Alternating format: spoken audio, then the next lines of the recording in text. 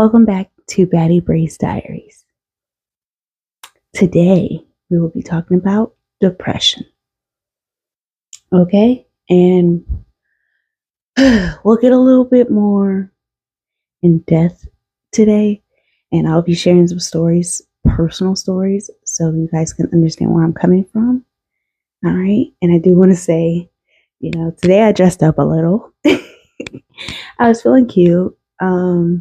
I had the time, so I took the time out to do my hair, do my makeup, put on a cute little outfit or whatnot.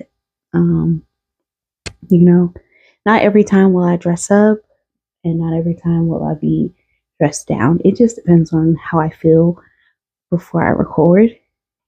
Sometimes I'm gonna be ooh, and sometimes I'm gonna be oh. That's the easiest way to explain it. As someone who suffers with depression and is in therapy and is on depression medication, I have my ups and downs. I have my, my low days. I have my high days. I have my okay days. I have my days where I'm just like, hey, I'm alive. Let's high five to that, or a little bop for the fact that I got up, showered, brushed my teeth, walked my dog. And sometimes I'm just like, the fact that I even put food in my mouth. Ooh, somebody give me an Oscar, because it's not easy. Okay. So the first thing the first step to realizing you're in a depression, or you have depression, is realizing certain things. Like for me, when I'm depressed, I sleep more. I don't brush my teeth. I don't shower as often as I should. I tend to be more to myself, not talking to people, not going out, not doing things, not communicating with people, kind of just in a dark room kind of vibes, But for me, that's how I know I'm starting to be in my depression. If I'm sleeping, if I'm taking 3-4 naps a day, I'm depressed. If I barely showered, or I feel just some of these times it's like I've told my therapist, sometimes it's I'll wake up and I'll feel good, and then all of a sudden this feeling of just nothingness will wash over me, and I'll feel sad, or I'll sometimes I don't even have a feeling. It's just I don't feel okay, and I just stop what I'm doing, put if I'm cooking, I put everything back in the fridge and I go lay down. And my therapist is like, why do you feel that, and why do you stop what you're doing and go to sleep? And I'm like, because I just feel like going to sleep is easier. And she's like, we need to fix that, So that's one of the things, is realizing, a lot of things you have to realize, you have to realize that, this thing is affecting my life. Last year, I rarely went outside. I rarely went and hung out with friends. I have people that live in the same state as me. I'm not going to say they're close, but they're not too far where I couldn't hang out with them at least once a month. But personally, my depression, it would be I would hang out with a friend, and then I convinced myself that hanging out with them, they didn't like me, or maybe they didn't get my jokes or something like that. I would in my head second guess everything. And then they would message me, or I'd message them, and then I'd bail right before we were supposed to hang out again. So those are things you have to realize when you're starting to fall into your depression. And like I said, everybody's different. For me, it's I start pulling away, I start sleeping more, I start not taking care of myself. My room starts getting messy. There's trash everywhere, clothes everywhere, and I get real in my head. And it's a battle. So there's a few things that my therapist has taught me to work on my depression. So one if I start having like these feelings, like I'm hanging out with my God family and maybe I feel uncomfortable. Why do I feel uncomfortable? Ask myself, why do I feel uncomfortable? Well, I haven't seen these people or I haven't seen my God family in a minute. So I just feel uncomfortable. Okay. Well, what can we do to make you not feel uncomfortable? Well, if I hang out with them more, I'll start feeling a little more comfortable again because I'll get used to them and they'll get used to me again. Okay. And how can I communicate what I'm feeling to the people so that they can understand that I'm going through this? I can say, hey, Godmama, you know, last time I was over, I felt some type of way. And it wasn't you guys, it was just my depression getting to me. And felt like I felt like I was uncomfortable, or maybe I said something or did something, and maybe I didn't, and you guys didn't notice, or it was just in my head. But I'm a little delicate right now. Um, if I do something or say something, or if I start pulling back during the conversation, just understand that that's my depression getting me, and it's okay to say, "Hey, Bree, we love you. You're amazing. You're beautiful. You're great." Like verbal, just a little verbal, like, hey, you're good. So, because sometimes you do need that. Sometimes it's good to hear, like, I'm proud of you. You're doing so great. Look at you. Like I've had, I've had people that I don't know and I've just started to get to know tell me they're proud of me, and it bring me to tears because I don't hear I'm proud of you much. And you know the last couple of years my life has been a little rocky, and I've been fighting through my depression, fighting through anxiety, fighting through a lot of different things, and trying to like get back on my feet, and like living with different family members until I got back on my feet. And it's been hard because for me, for so long, I was this independent woman. I was independent. I was doing it on my own. I got a job. I moved to Georgia at 18. I didn't have no family, no friends out there. I did it on my own. I made my own life. I set my own life up, got my license, this, that, just a whole list of things. And then my mom passed, and I realized I wasn't as independent as I believed I was, because every time I made a decision, mom, mom, every time I needed to vent, mom, mom, anytime a friend said you did something and I wasn't sure if I really did something wrong, mom. So it was like I was I was under this false pretense that I was independent, I didn't rely on nobody, and my mom passed, and I realized I still needed her, and it hurt me. It set me on a spiral. Then with like during COVID, I lost a lot of friends. They said they were my friends, but they weren't, and they left me, and I'm dealing with my mom, I'm dealing with COVID, I'm dealing with all that. School was online. I was stuck in a bedroom by myself all the time. Me and my roommate were beefing. I ended up having to evict that roommate. They were walking around like they ran the apartment, but they weren't paying bills. So I was angry, and I was doing things that weren't really myself, and like just being spiteful when they were being spiteful. And like my ex roommate was a man. So like it was a little more difficult because I had to figure out how to go about that, because he could have put his hands on me or something. And knowing my ex roommate, he probably would have put his hands on me, and like we were friends and then we weren't. And then when he got evicted, I was thankful. But I was going through that. I was going through my mom. I was going through like dating. I don't know why I dated while going through the grieving of my mom, but I did. And I had a few relationships, and all those relationships just really messed me up. And it was getting to the point where my family felt like, we need you to come back because you're not doing well. And I wasn't. Honestly, I was not doing well. Mentally, physically, emotionally, I was not doing well. I just started doing therapy, and it was like I was going through it. So I moved in with my sister and her husband, and staying with her helped. My sister and me, we balance each other out. We're very, like, what I lack, she's good at. What she lacks, I'm good at. So like we balanced each other, and she helped me. Then they moved, and I moved in with my grandparents. And living with my grandparents, it was good, but not good because love my grandma, love her down with all my heart. But the woman can get on your nerves. She can get on your nerves. And she can get on your nerves. So, you know, I like, and at that time, that was like when I was really, really depressed because we lived in an area where there wasn't much to do. Didn't really have many friends. It was just like family, but it was older family, and everybody likes to, the last episode I talked about boundaries and how sometimes family treats you a certain way.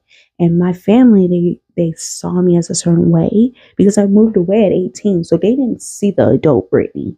So when I came back, it was like they were trying to treat me like high school Brittany. And I was no longer high school Brittany. High school Brittany was she was gone. Okay. I don't know where that bit went.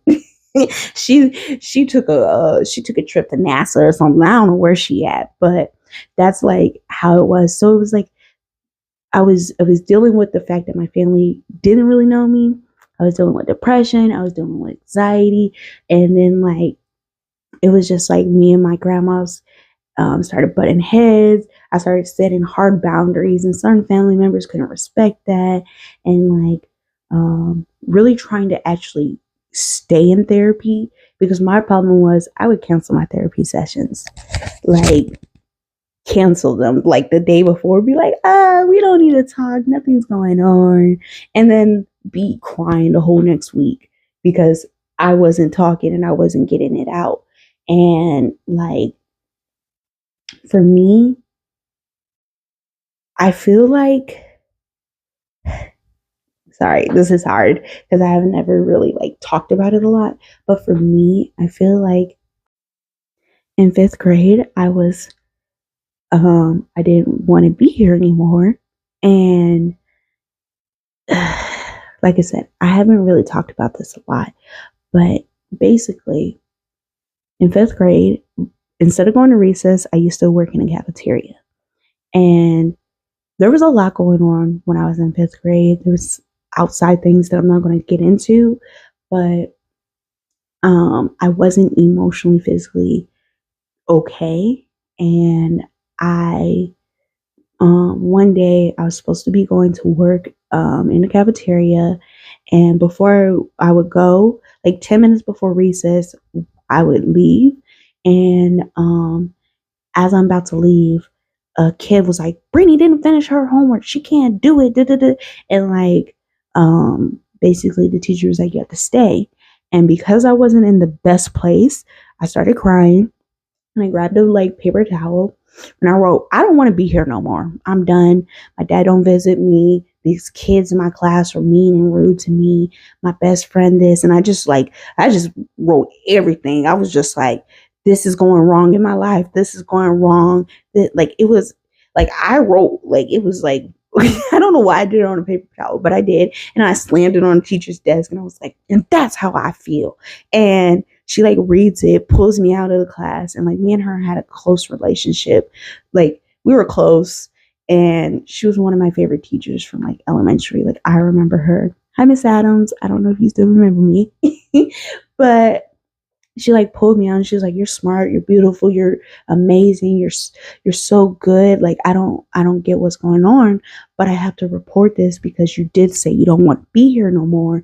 And so I got sent to the office. They brought the principal in. They brought like I think probably like the school counselor or something. And I admitted that my mom, they were like, how would you have done that? And I was like, and in a black household, what happens in the house stays in the house. Well, you're also taught to be honest. So I admitted that my mom had a little. So they sent me home. Then my mom was like, why would you tell him that? And I was like, you told me to be honest when I'm asked questions. So I was honest. I'm sorry. But I remember like in the car, my mom called my grandma. My grandma prayed over me. And then my mom called my dad and was like, clearly your daughter misses you. Clearly, you should come more and visit her more and see your children more. And he was like, I'll do better. I'll do better. Da, da, da. But my problem with that is it was never really brought up again. In fact, maybe like a couple months ago, I brought it up to my sister and she was like, I did not know that. I asked my brother, did he remember? My older brother, he didn't remember. It was in fifth grade and it wasn't really talked about. They never took me to a therapist. They never took me to counseling. The school never made me come back to counseling. Like, that was it. That was it. And then it was brushed aside. No one ever brought it up. No one talked to me about what I was feeling about. Like, it was just swept under the rug, right? And then a couple years later, eighth grade, I was essayed. And when that came out, um, that was like March of my eighth grade year. So told my family. Family started treating me different because of it. Mother started saying certain things that I feel like should have not been so said to me. And I started spiraling. I was angry. I was emotional. And then like from that point on, I spent like any free time I had in a lawyer's office. Then the summer was in taking it to court, going to court, having my family talk about it. Then I did get like state granted therapy. And that was the first time I had therapy, which was in eighth grade. It was the summer before I started ninth grade. And it was like 3, 4 months of therapy. And then my therapist was like, well, I think you're good. And that was it. Like, she taught me a few things. She sent me on my way. And most of ninth grade, I was depressed. I barely showered, barely brushed my teeth, went to school in pajamas. I went natural in ninth grade and I barely twisted my hair, barely touched my hair, barely combed it. Just like I was not mentally there.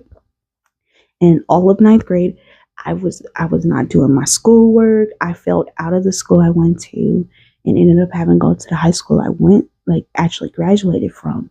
And after ninth grade, like everybody was like, come on, you can do it. And like I worked on myself and I was still kind of going through the depression, but I was I had other outlets. Like I was able to talk to my friends a little more. My sweet 16 happened. Um, went on a cruise with my grandparents. That I went on a cruise with my mom and my siblings. So like there was things that kind of gave me a little something to look for. So my depression started like slipping away, but I never got rid of the traits of like falling asleep. Like I would sleep a lot. I would, overeat and stuff.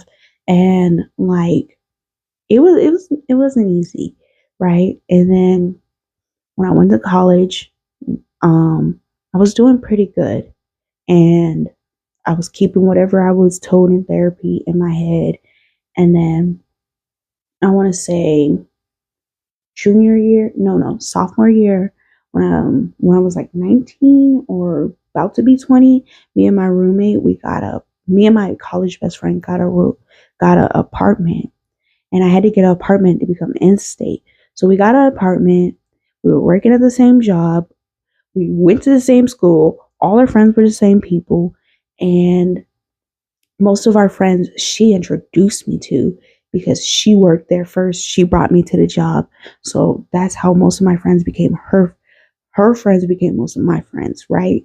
And I didn't have a lot of friends that were just mine. And maybe a few, but then once they met her, it was like they became a part of the group. So then it was like we shared friends, we shared work, we shared school. Like we weren't in the same classes or nothing, but our schedules were basically the same. We went to school at the same time, came home at the same time. We like so because of that, I started like questioning like why do I feel like this? Why is life, like my friend was really happy and I wasn't. So work was starting to be bad. I had to drink. I had to 420 to go to work. And I was starting to like feel like the people who said they're my friends weren't my friends.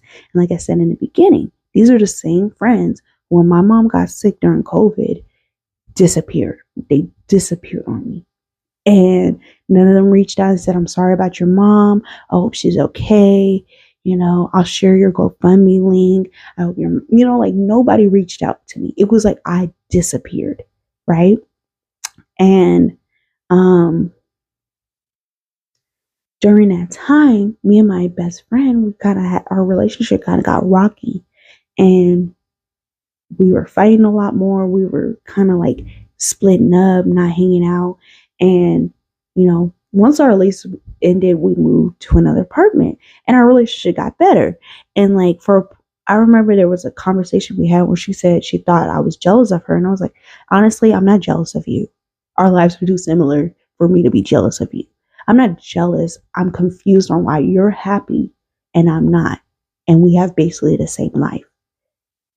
I was not happy and I could not explain why. I couldn't say what about my life was making me so unhappy, why I felt so dissatisfied, why I felt angry that everybody seemed happy and I felt like, So once we moved out, our relationship got better and I got a different roommate. Like I said, the guy. We're not going to go too much into that, but that's when I started realizing I really got to start taking care of me and what I want. And then COVID happened. And when COVID happened, I really became like a shut-in. I was already a homebody. I inherited it from my dad. But I became so much of a homebody because we couldn't really go out. We couldn't really do anything. And the people who said they were my friends weren't answering my texts, weren't calling me, weren't checking in on me. I would try to check in on them, but they never did. I would, message them if I saw they post something on Instagram. Hey girl, ooh, you look cute. What you doing next weekend? No response. Left on red. Just nothing. So I started being like, nobody cares. And then my family wasn't calling me. I was stuck in Georgia for a couple months by myself in quarantine. And I had a best friend. We're not friends no more. Don't really know why. I can't explain that. But she would call me once or twice a day, every day. And she's the only person who talked to me. And I remember being like, thank you. Because I was in my room 24/7, just by myself, doing school on a computer, just sitting there watching TV, eating my food, breakfast, lunch, dinner in my room, just talking to myself, basically sleeping a lot, watching TikTok a lot.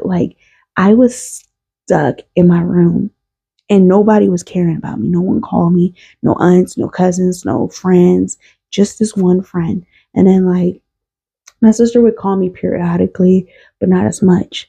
And then I was finally able to get my COVID money. And when I got it, I immediately booked a ticket and I flew to Vegas. My dad drove me from Vegas to California to where my grandma stayed and where my mom was, because she was now living with my grandma. And me and my sister started taking care of her. And while we were taking care of her, I was still doing school. I was still depressed. I had reached out to the school therapist because I was not okay. And I was realizing it. I was like, these are the signs. I'm sleeping. I'm this, I'm that. And even living there again, me and my sister became the main caretakers of our mom. We were dealing with other people asking us about our mom and being like, why don't y'all just come see her? You know what I mean? And it was a lot. And I feel like it was a lot to put on us at that time. And seeing your mother go from being a strong, independent woman who barely asked for help to her needing us to help her get to the bathroom, needing us make every meal for her, having to drive her everywhere. It was hard. And I think it was hard for her and us. And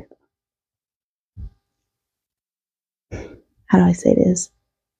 I think now being in therapy, I see a lot of the signs of my depression in my mom, because I have memories of my mom ordering pizza so she didn't have to make pizza or make dinner for us and sleep all day.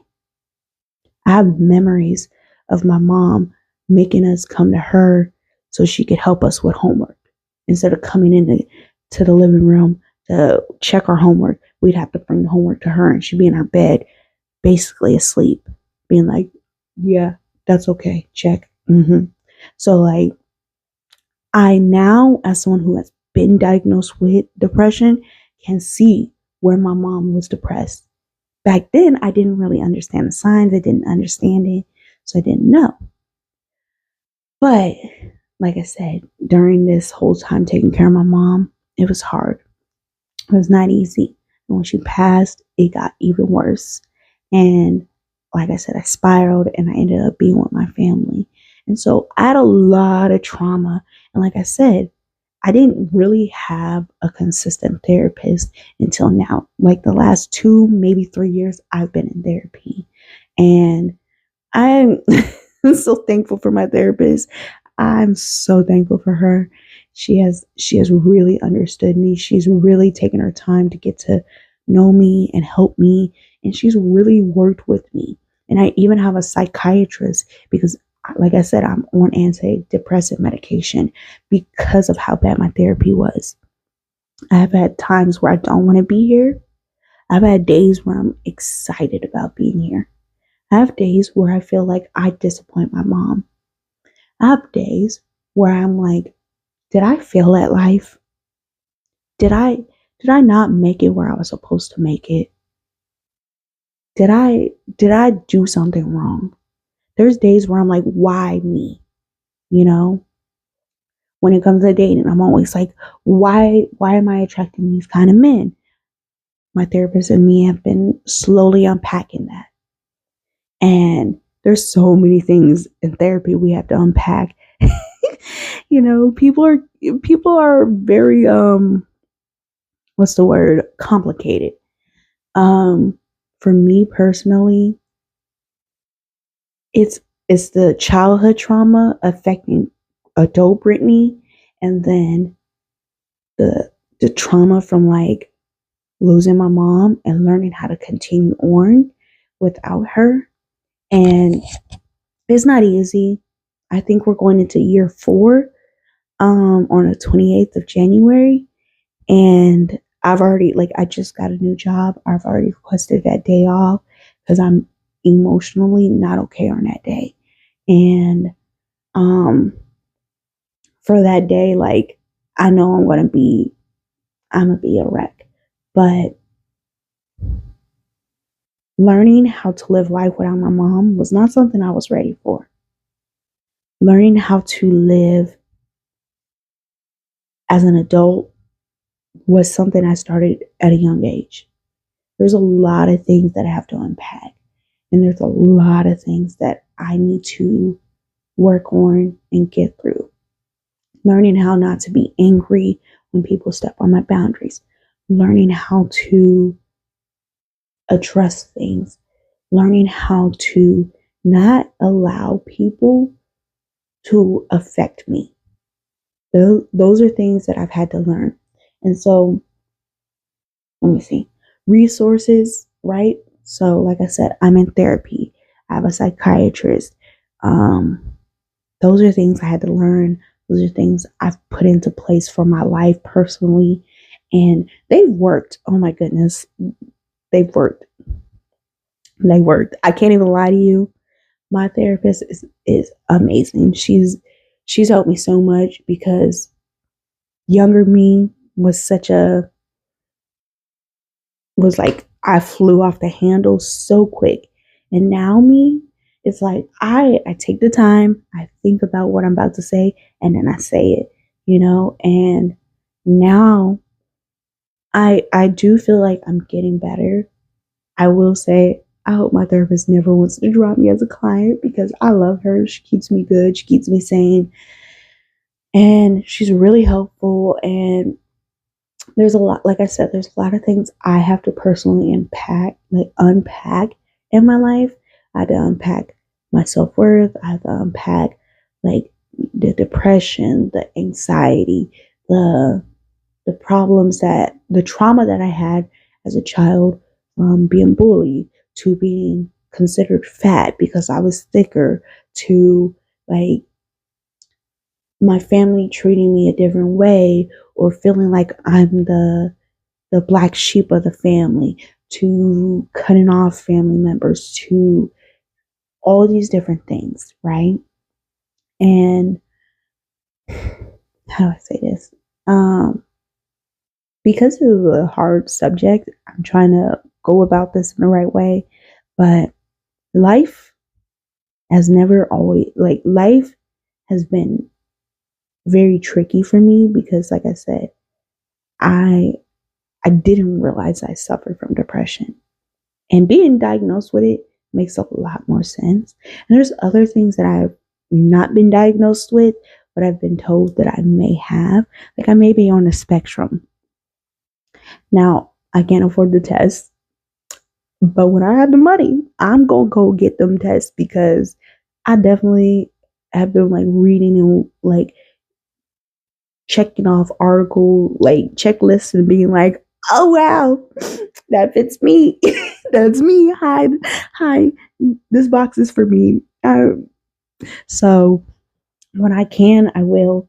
But resources for people who are feeling down, you can there. I don't know the number, and I'm gonna look it up and I'm gonna put it on a screen. But there is a number when you're feeling not so great. You know, you have your family and your friends. If you have good family and friends, if your family and friends are toxic or they're the reason why you're not feeling good, you can always find other people. Even I'm here. Like if you need to reach out to me and talk, I'm here. Um, you can get a therapist. You can go to like a teacher if you're in school. You can go to a school therapist. All schools, like colleges, high schools, middle schools, they offer therapy. And especially college, you're paying tuition. Go get that. And go, like I said, I went to the therapist on campus. Now, not every therapist is going to work for you. The therapist I went through at school didn't work for me. And I'm not going to get into that because I don't want to, I don't want to go down that route again. But, not everybody is going to work for you. So sometimes you have to try different therapists. Sometimes you have to go on medication.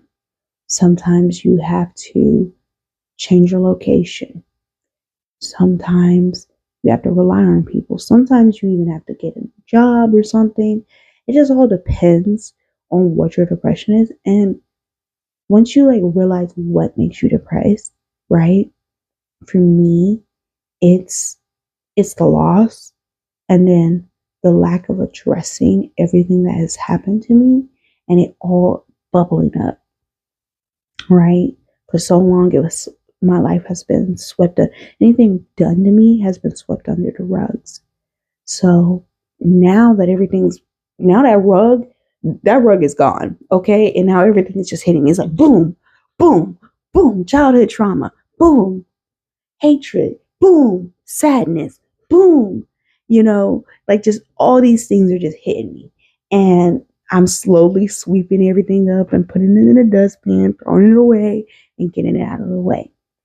But it takes time. I'm not even going to lie to you guys. It takes time. Um, and that's basically number 3, working on it. Once you have a therapist, talking to them, being open and honest. That was like the hardest thing in the beginning of therapy was being honest because I didn't at first I was like I don't have that much wrong with me. I just need to specifically talk about losing my mom. And then we started talking about other things and I was like, yeah, but that's not a problem. And my therapist was like, and I was like, yeah, but my therapist was like, are we sure? And I was like, you know what? It is a problem. Let's address it. And so you have to be open with your therapist. You have to be real and vulnerable. And once again, not every therapist works. Some therapists, they shouldn't be therapists. Some therapists shouldn't be therapists, and some therapists just don't work for you, right?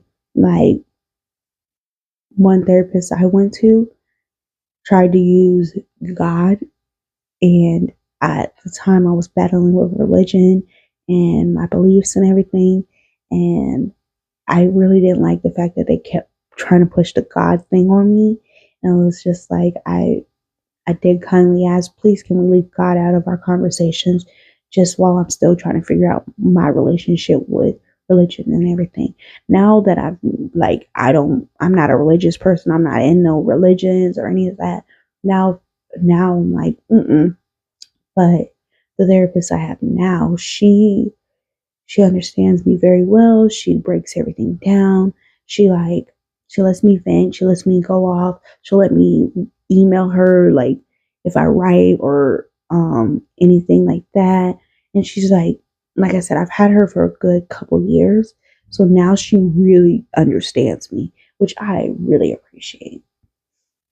So you got to be open with your therapist. You got to do the steps, right? Because that's the thing too. They're going to give you assignments.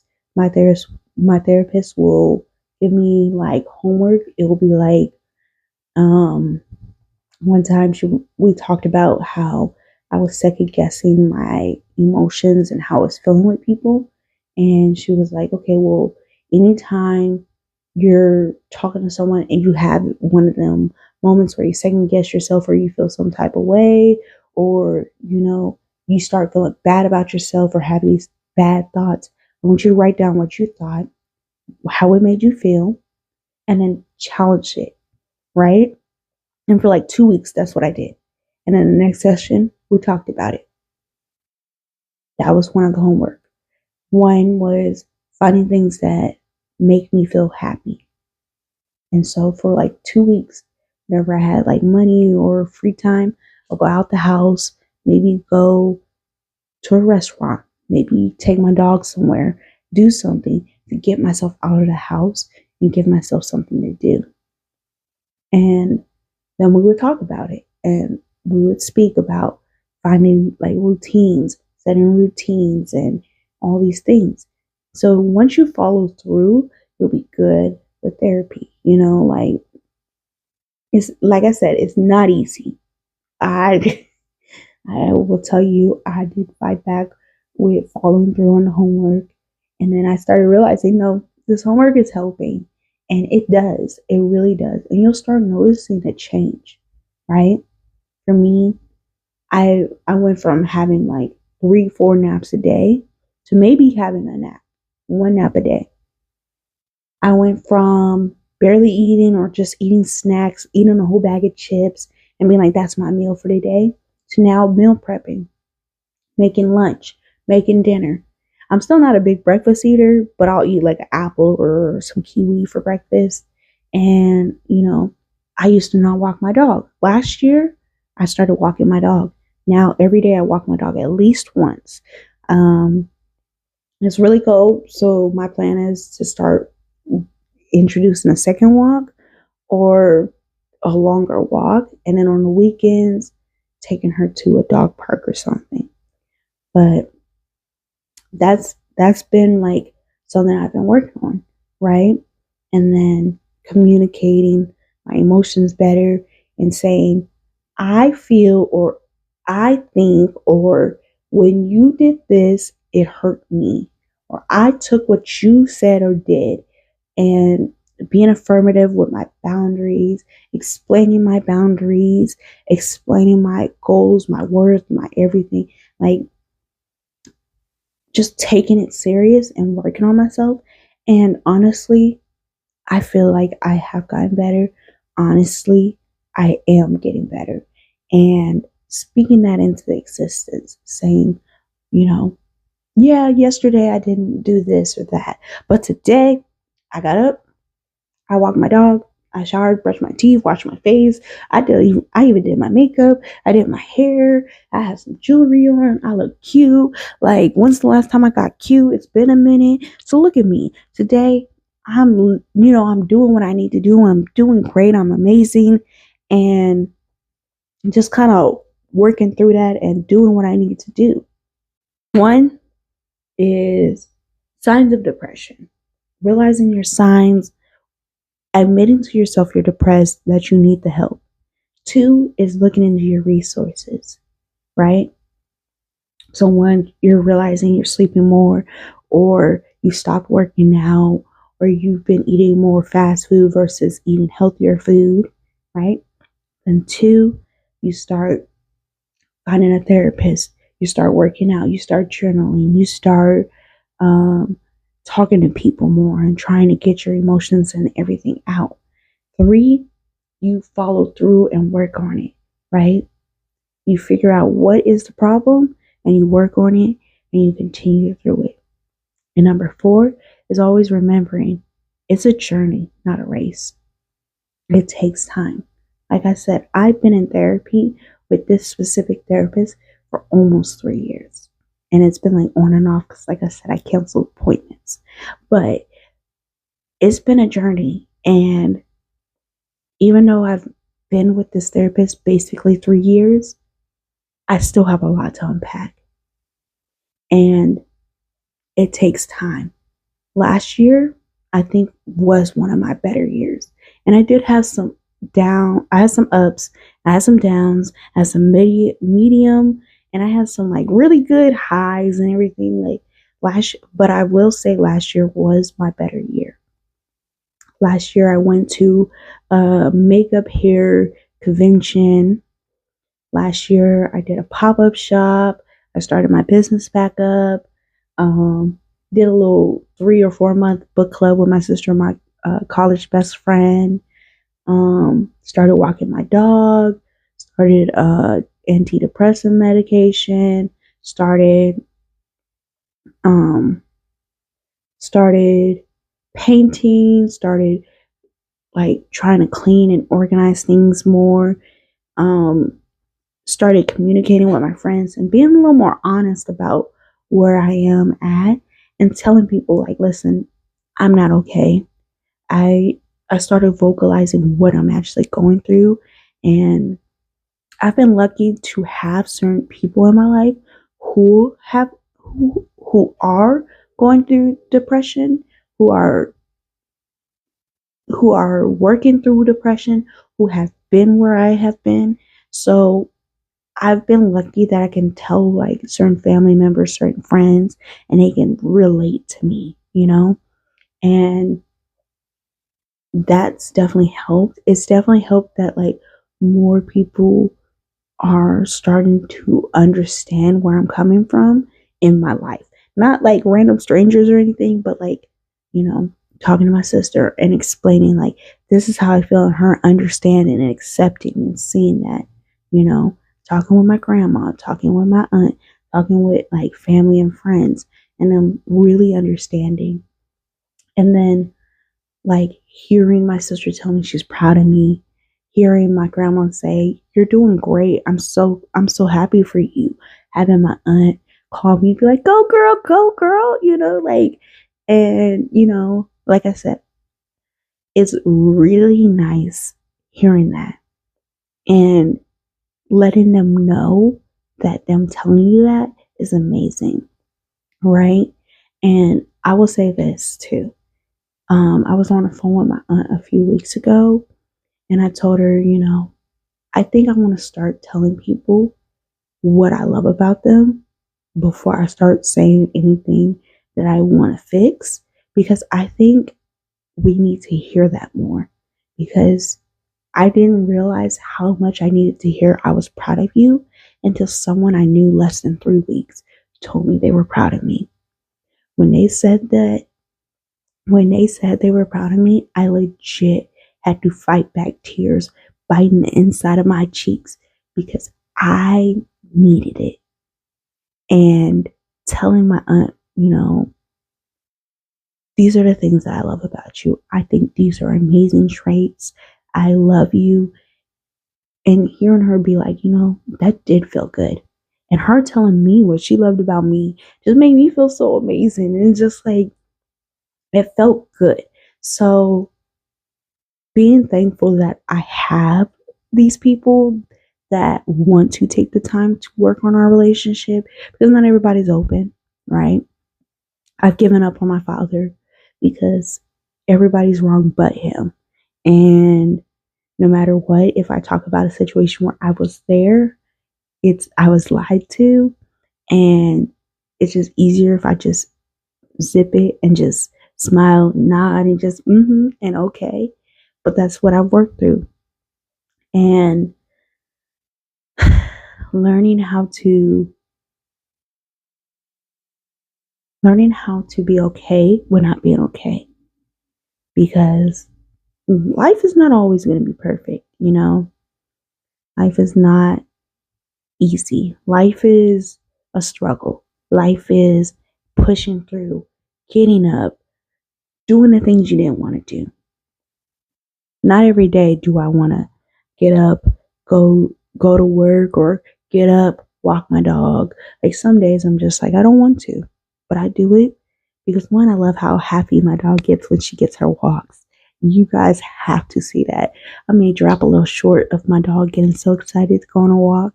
It's so cute. It's so cute. She's like, oh my God. But like finding the things that bring joy and just learning to vocalize, to say, hi, I'm Brittany. I'm going through it. Depression is not easy. I thank you for inviting me out because sometimes it's hard for me to get out the house. I thank you for inviting me because I always feel like I ask people to go out, and you inviting me makes me feel like you want to hang out, not that I force you to hang out. Hi, I'm Brittany.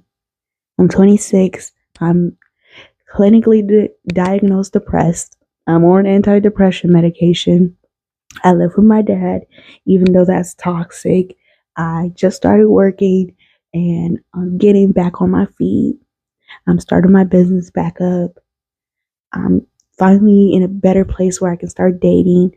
I'm consistently in therapy. I'm starting to eat better. I'm starting to work out more. I'm starting to be the Brittany that I wanted to be. And that's all I can hope for, to be a better me. And I truly feel like I have become that person, you know. And like I said, I suffer from depression. So today I feel like I'm amazing. Tomorrow I might not feel that way. And that's okay. I'm okay with that. I truly am. But all right, I'm gonna let y'all go because I think this episode was longer. I did get like very personal, so hopefully you guys don't feel some type of way about that. I hope you guys understand that I was trying to give you guys some examples so you can see and feel what I'm talking about. And you know, drop down in a comment if there's anything you guys want to hear about or want to know about. Um, I'm an open book. That's why the podcast is called Diary, because I want to be open. I want you guys to understand who I am, and I want to build this community up real well. So I'm gonna let y'all go. We're gonna stop venting. I hope you guys have a beautiful day. I hope you guys have somebody who can help you, and hopefully I can help you if you don't. Thank you. All right, guys. Thank you guys for coming to Baddie Bry's Diary podcast. I hope you guys have a beautiful day. uh, drop you guys' comments. Let me know if you guys have a specific topic you want me to talk about. Anything else? Still working on how to upload to Spotify. If somebody has some tips or maybe a link I can watch a video to, thank you. I've been watching videos, but every time I try, it doesn't go. But I hope you guys have a beautiful day. Bye.